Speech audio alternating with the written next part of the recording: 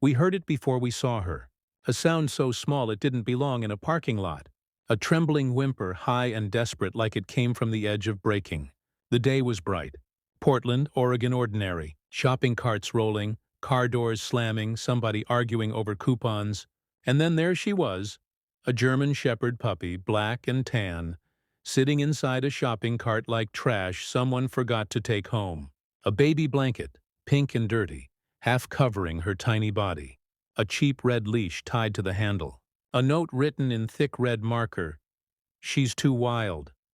People passed by, sneakers, heels, strollers, every single one pretending not to notice. The little shepherd pup shook so hard the cart rattled. Lauren's hand found mine. Neither of us moved. She looked 2 months old, maybe less.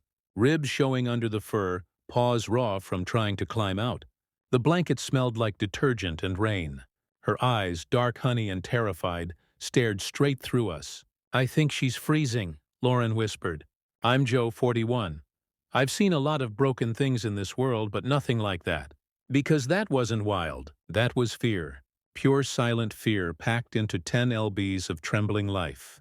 The cart creaked when I knelt. The little rescued puppy shrank, pressing herself against the metal, expecting pain. I could feel Lauren start to cry beside me, quiet, breathless. And all around us, Portland just kept moving. Doors opening, doors closing, people stepping over Mercy like it was gum on the pavement. I reached for the knot on the leash. She didn't fight, just looked at me like she was asking if it was safe to breathe. That day, we came to buy groceries. We left with a broken heart that had fur and paws. Lauren's voice cracked before I even looked at her. "We can't just leave her." Her hand was shaking in mine, eyes locked on that shopping cart. The little German Shepherd puppy was still there, still trembling, still waiting for someone to decide if she mattered. I looked around. A woman loaded groceries into her car. A guy laughed into his phone. Nobody cared. That small shepherd pup could have been invisible. And maybe to them she was. I felt heat rise up my neck. That kind of quiet anger that burns slow. I grabbed the note, that piece of paper that said, "She's too wild." I crumpled it so hard it tore in my hand. Wild? No, she was terrified. The little abandoned puppy just sat there, eyes darting between us like she didn't believe rescue was real. Her paws were red, raw, trembling on the metal grid. She tried to stand but slipped, her claws clicking uselessly against the wire. Lauren knelt down beside me, whispering something I barely heard over the noise of cars. "Look at her chest," she said. It was fluttering fast, shallow like a bird trapped in a cage. That sound broke something in both of us. I'd seen a lot of broken things in my life, but that little pup, that helpless, trembling German Shepherd dog, she hit deeper because she wasn't just scared. She was giving up. 2 weeks ago, we lost our baby girl. We stopped believing in second chances, stopped hoping for anything that breathed. But then, this small, frightened, four-legged soul showed up in a shopping cart, shaking under a baby blanket that still smelled like detergent and rain. She was alone in a world too loud, too cold, too careless. And somehow she found us. Lauren reached out first. The young puppy pressed her head against Lauren's fingers, like she'd been waiting her whole short life for that touch. No barking, no growling, just trust. Pure trembling, impossible trust. I don't remember deciding. 1 second, I was kneeling in that parking lot. The next, she was in my arms so light it scared me. Her heartbeat pressed against my chest, wild and fragile. And for the first time in weeks, ours started beating too. We didn't save her. We just couldn't walk away. She didn't bark, didn't move, just sat in the corner of the living room, trembling so hard her tiny bones seemed to rattle under her skin. The house was quiet, but every sound, a creak, a sigh, the hum of the refrigerator, made the little German Shepherd puppy flinch like she'd been struck. When I shifted my foot, her whole body froze. When Lauren whispered her name, the young shepherd pup pressed herself tighter against the wall, eyes wide, waiting for pain that didn't come. We tried to give her space, water, food, warmth, but she just stared at the bowl, trembling, too scared to eat, too tired to hope. That small rescued puppy looked like she was trying to disappear right there on the floor. At the vet, the doctor's voice was soft, careful. "She's dehydrated, malnourished, probably mistreated." The kind of probably that means definitely. He reached for her paw and she yelped, not loud but broken, like her throat still remembered the reason not to trust. Lauren turned away, wiping her face. The vet said she's been through something bad. And in that sterile little room, we both knew he wasn't talking about just her. Back home, the puppy curled into a corner of the blanket. Not the baby one from the cart. We threw that away. This one was clean, soft, something that smelled like home. She didn't know that yet. To her, every kindness felt like a trap. I sat on the floor across from her for hours.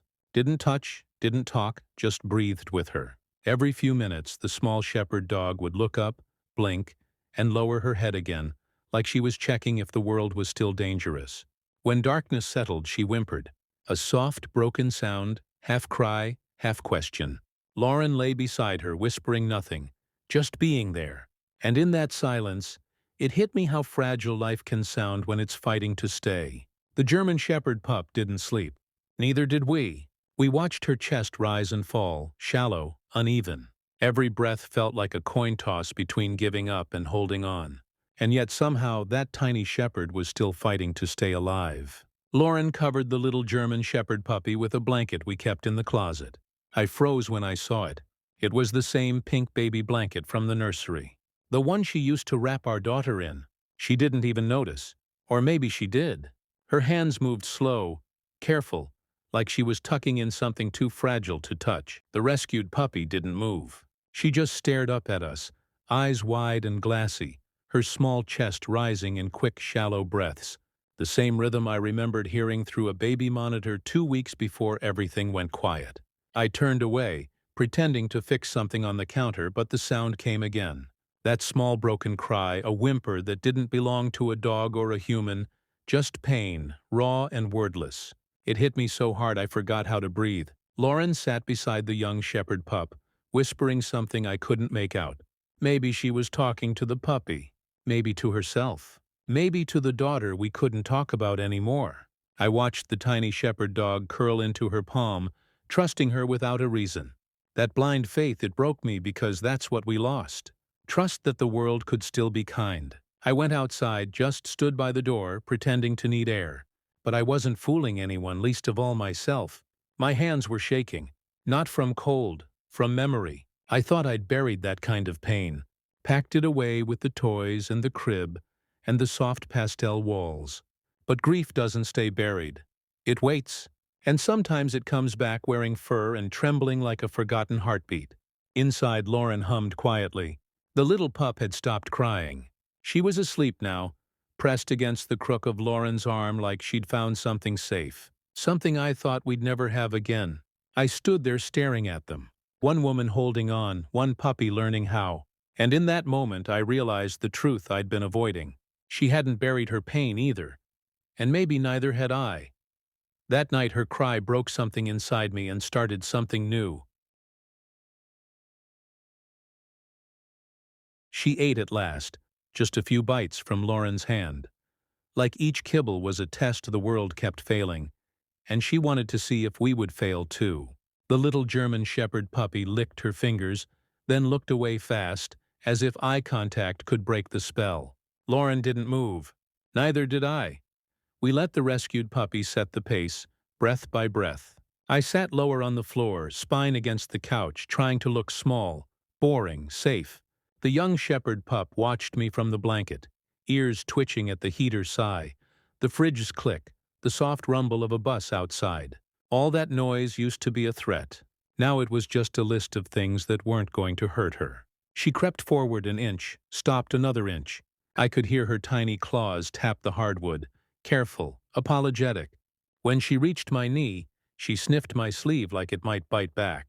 I didn't speak, didn't reach. I let the small dog decide if I was worth the risk.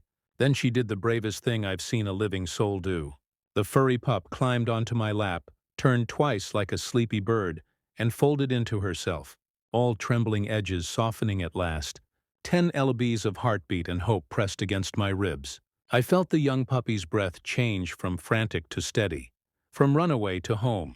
Lauren exhaled like she'd been underwater for weeks. She slid closer and rested her palm on the shepherd pup's back, a touch that said nothing loud and everything important. For the first time, the little companion didn't flinch. For the first time, the four-legged friend chose us. We stayed like that for a long time. Three quiet shapes in a living room that finally felt alive again. Streetlights sifted through the blinds and cut the dark into gentle stripes across her black and tan coat. I counted them without meaning to the way people count blessings when they're afraid to believe in them. Her ears twitched in sleep, chasing safer dreams. I let my hand hover above her chest, not touching, just feeling the lift and fall. The steady drum of a shepherd dog who decided to stay. We didn't name her yet. Names are promises, and our promises were bruised. We'd lost too much to pretend we were fearless. But the growing puppy had already named us in the way that matters. Warmth, food, soft voices, hands that don't hurt. I've seen a lot of strange things in this life, and grief makes you think you've seen the last of mercy. But there she was, a brave pup, asleep on a stranger's lap like it was the most ordinary thing in the world. For the first time, she wasn't hiding. For the first time in weeks, neither were we. We were still afraid to love again. But love doesn't ask for permission. It started 3 quiet mornings later. A crash in the kitchen, claws on tile, a sharp yelp that turned the air electric. The little German shepherd puppy had lost her calm. She spun, barking at nothing, teeth flashing at ghosts. Her bowl clattered across the floor. Water ran in a crooked line between her paws. Lauren froze, whispering her name, soft, afraid to sound like command. The rescued puppy only backed away, cornered, eyes wide, breathing too fast. I tried to move slow, voice low. But the small shepherd dog didn't see me. She saw something else, something from before. She lunged, teeth catching air, then dove under the couch, tail jammed between trembling legs. The barking stopped, but the sound left behind. That silence was worse. "She's too much, Lauren. We can't do this." It came out rougher than I meant, like the frustration had been waiting for a place to land. I slammed the crumpled red note onto the table. "She's too wild." The words looked smaller now, but they hit just as hard. Lauren didn't answer. She just stared at the couch skirt where a pair of frightened brown eyes hid in the dark. "Joe," she said finally, "she's scared." "Yeah," I muttered. "So am I." I could hear her breathing under the furniture.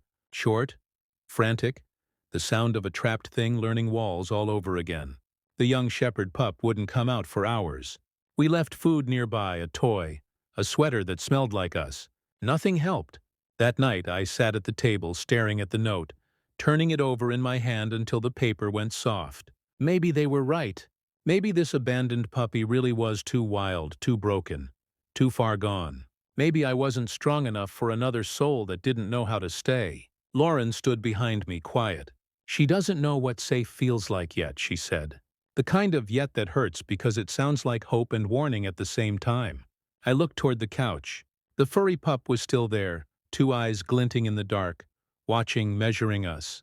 I realized she was doing the same thing I was, deciding if it was worth trying again. The red note lay open on the table. The ink faded from being held too long. It said, "Too wild," but all I saw was "too wounded." And sometimes the ones we think are too wild are just too wounded. It was 3 a.m. when I heard her again. Not barking, not whining, crying. The kind of sound that slips under doors and into your chest before you can stop it. I lay there pretending to sleep. Lauren's back rose and fell beside me. Slow, heavy. The house was quiet except for that tiny breaking sound coming from the living room. It wasn't loud. It didn't need to be. Some cries are so honest they hurt without volume. I got up. The floor was cold, the kind that reminds you you're alive. When I turned the corner, the little German shepherd puppy was sitting by her crate, not inside it. She'd figured out how to nudge the latch open. She wasn't running or exploring. She was just waiting, ears down, tail still, eyes glinting in the dark like a question no one had answered yet. The rescued puppy looked at me, and I swear in that split second I saw it. The difference between wild and wounded. I sank to the floor, didn't talk, didn't reach, just sat there. The small shepherd dog tilted her head, confused, then pressed her nose to my hand, trembling, but not pulling away. Her nose was cold, her breath hot and shaking against my skin. That tiny, frightened, brave pup leaned closer, not because she trusted me, but because she wanted to believe she could. And I felt that. All of it. "You're not wild," I whispered. You're just hurt. The words came out like an apology for her. For us, for everything we'd broken and blamed on the world. She sighed. Not a sound, more like a surrender, and lay down beside me, her little body curling into the curve of my arm. For the first time, the German Shepherd puppy closed her eyes without flinching. I stayed there until the first blue of morning crept across the window. My legs went numb, my throat burned. I couldn't remember the last time something trusted me enough to fall asleep next to me. Lauren found us like that, me on the floor, the puppy breathing against my wrist. She didn't say anything, just smiled. That tired kind of smile that carries both relief and ache. She whispered. She finally slept. I nodded. But the truth was, so did I. For the first time in a long, long while. That night, I realized something I hadn't let myself believe before. We weren't saving her. She was saving us. The next morning, she had a name. We'll call her Tina, Lauren said. It hit like a slow punch. Not loud, not sudden, just deep. That name hadn't been spoken in our house for weeks. It used to hang in the air like sunlight. Now it lived in whispers and silence. I froze. The little German Shepherd puppy lifted her head from Lauren's lap, tail twitching once, unsure if she'd done something wrong. Lauren smiled through tears, her hand resting on the pup's back, tracing soft circles into the tan fur. Now it means hope, she whispered. The rescued puppy tilted her head the way dogs do when they don't understand words, but feel everything behind them. And somehow I think she did understand. Not the sound, but the warmth that wrapped around it. Tina, a name that once meant loss. Now it meant a second chance. The young shepherd pup wagged her tail, one uncertain wave, like testing out joy for the first time. Lauren laughed through a sob. I felt my chest ache in a way that wasn't just pain anymore. It was something shifting, small, fragile, alive. I knelt down beside them. The little pup pressed her nose against my hand again, the same spot she'd found at 3:00 in the morning. Her fur smelled like baby shampoo and rain. Clean, but still carrying the world she came from. Her eyes were softer now, still haunted, but searching less. Like maybe she'd started to believe that love could stay. Tina, I said quietly. Her ears perked. A tail thump, recognition or maybe acceptance. Either way, it was enough. We didn't plan the moment, didn't talk about it again. It just became real, as if the house inhaled for the first time in weeks. Every sound, every breath, every heartbeat felt a little fuller. That German Shepherd puppy wasn't the stray from the shopping cart anymore. She wasn't too wild. She wasn't too broken. She was ours. A small breathing reminder that healing doesn't replace what's lost. It grows beside it. Lauren leaned into me, her cheek damp against my shoulder. Tina yawned, stretched her paws out across both of us, and sighed. That deep, safe kind of sigh that fills a room like forgiveness. And just like that, our home had a heartbeat again. Tina learned fast, like her little heart couldn't wait to catch up with the life she almost lost. The first time she ate a full bowl without looking over her shoulder, Lauren cried. Not loud, just one of those soft, proud tears that fall before you can stop them. Our rescued German Shepherd puppy learned the shape of home, one cautious step at a time. She learned that the sound of the fridge didn't mean danger, that doors closing didn't mean someone leaving for good, that hands could reach out and not hurt. She started following us everywhere, tiny claws clicking on the floor, tail wagging like a metronome for hope. In the mornings, she'd sit by the bathroom door until I came out, nose pressed against the gap, her small body trembling with anticipation. If I moved an inch, she was right there, our shadow with fur and courage stitched back together. Sometimes she'd chase the dust mows in the sunlight and leaping like a puppy, finally remembering how to play. The first time she barked, it scared her. She jumped at her own voice, eyes wide, confused, then looked at us like she'd discovered fire. We laughed until she started wagging, proud and clumsy and alive. But it wasn't perfect. Loud trucks still sent her scrambling under the table. Thunder made her dig at the carpet until her paws were raw. Every progress came with a pause, every joy shadowed by a flash of old fear. Healing never moves in a straight line. It circles back, stumbles, bleeds a little, then keeps going. Anyway, Lauren would sit on the kitchen floor, coaxing her out with gentle words. Sometimes I just sit nearby, pretending to read while watching her breathe through the panic. We never pushed. We just waited. And every time she came back a little faster. Her fur grew shinier, her eyes steadier, her bark stronger. The German shepherd puppy who once fit inside a shopping cart was now a growing young dog who filled the house with her energy and noise. I used to think the sound of grief was silence, but then came the click of her paws, the jingle of her collar, the thump of her tail against the couch. Every sound she made stitched something in us back together. Healing was messy, full of chewed shoes, late nights, small victories, and quiet forgiveness. But it was beautiful because it was real, because she was trying, and because we finally were too. And then one day, she did something that changed everything. The wind caught the door and slammed it shut hard. The sound cracked through the house like a gunshot. For a split second I saw it happen. The way she used to react, the flinch, the scramble, the blind panic, every memory of every slam that came before. The little German shepherd puppy froze in the middle of the hallway, muscles tight, ears back, tail low, her eyes darted. Door, window, me, and then something different. She didn't run. Slowly, carefully, the rescued puppy took one trembling step forward, then another. Her nails clicked against the wood. Deliberate, brave, shaky. She stopped in front of me. And then she did something I'll never forget. She walked straight to me and laid her head on my lap just like that. No hesitation. No fear. Her body relaxed against my legs like she'd been holding her breath for months, and finally exhaled. I couldn't move. My hands hovered over her head, afraid that touching her would break the spell. Her eyes, those same dark, honey eyes that once begged for mercy, looked up at me now with something entirely different. Trust. Lauren was behind me, silent. I could feel her crying before I saw it. We both knew what this moment meant.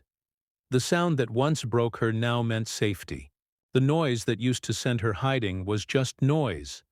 I let out a breath I didn't know I'd been holding. The young shepherd pup lifted her head, nudged my chin, tail thumping softly. Once, twice, steady rhythm. I felt the heat in my throat rise and spill before I could stop it. Tears hit her fur, and she didn't flinch. She stayed. "You did it, girl," I whispered. "You're brave now." She tilted her head like she understood. And maybe she did, because bravery isn't the absence of fear. It's choosing to stay anyway. And that's what she did. She stayed. Lauren knelt beside us, wrapping her arms around both of us. One man, one shepherd dog, both rebuilt out of broken pieces. The house felt lighter, not quieter. Lighter, like it had exhaled with us. Our Tina was no longer broken. Neither were we. Sometimes healing looks like a scared puppy learning to stay. Months later, the mornings feel different. The light comes through the windows, softer, warmer. Or maybe it's just the way she feels the house now. Tina runs in the yard like she owns it, all legs and wind and joy. The kind of wild that isn't broken anymore, just free. Her black and tan coat glows in the Oregon sun, her ears flying like banners of victory. The same German shepherd puppy who once shook in a shopping cart now races the wind, barking at nothing but her own happiness. Sometimes she stops mid-un, turns back to us, tail high, waiting like she's making sure we're still there. We always are. Lauren claps, I whistle, and Tina comes charging toward us, paws pounding against the grass. Pure emotion. Pure life. When she crashes into me, tongue out, panting, tail wagging like a drumbeat of joy, I can feel the old ache dissolve a little more. At night, she curls between us on the bed. One big, warm, snoring reminder of everything we thought we'd lost. Lauren laughs because Tina snores louder than I do, and I laugh because she's right. Her paws twitch in her sleep sometimes, chasing invisible things. But she never cries anymore. Not once. The house that used to echo with silence now hums with small noises. The jingle of her collar, the thud of her tail, the sound of life moving forward. I still can't believe she almost didn't get this chance. That we almost didn't. Every now and then, I open the drawer in my desk. The red note is still there, wrinkled, torn at the edges. She's too wild. I stare at those words, and I can't help but smile because they were wrong. So completely, beautifully wrong. She wasn't too wild. She was too brave, too kind, too alive for the world that gave up on her. The young shepherd dog who learned to trust taught us something no one else could. That healing doesn't mean forgetting. It means rewriting. She taught us how to be patient, how to stay, how to love without a safety net, and maybe most of all, how to believe in mornings again. I keep that note not as a memory of cruelty, but as proof of what love can rewrite. Every story like hers reminds us kindness saves lives. I used to think saving meant fixing, patching wounds, feeding, training. But Tina taught me it's quieter than that. Saving is showing up. It's staying when it's hard. It's choosing love when fear feels easier. Our brave German Shepherd puppy became everything they said she couldn't. Strong, gentle, loyal. A little wild, but wild like wind, not fire. She carries the scars, sure, but she also carries our hearts. Every broken piece she somehow put back together just by being here. Sometimes I still see that shopping cart in my mind. The dirty blanket, the red leash, that note. She's too wild. And then I look at her sprawled on the couch, dreaming safe. And I realized they were talking about the wrong kind of wild. Because what they called wild was just a spirit that refused to give up. Every time she runs to greet us, tail wagging, eyes shining with trust, I feel it. The miracle of second chances. The reminder that no act of compassion is wasted. That love doesn't erase pain. It transforms it. One gentle hand, one rescued soul at a time. When I tell people her story, I see the same look.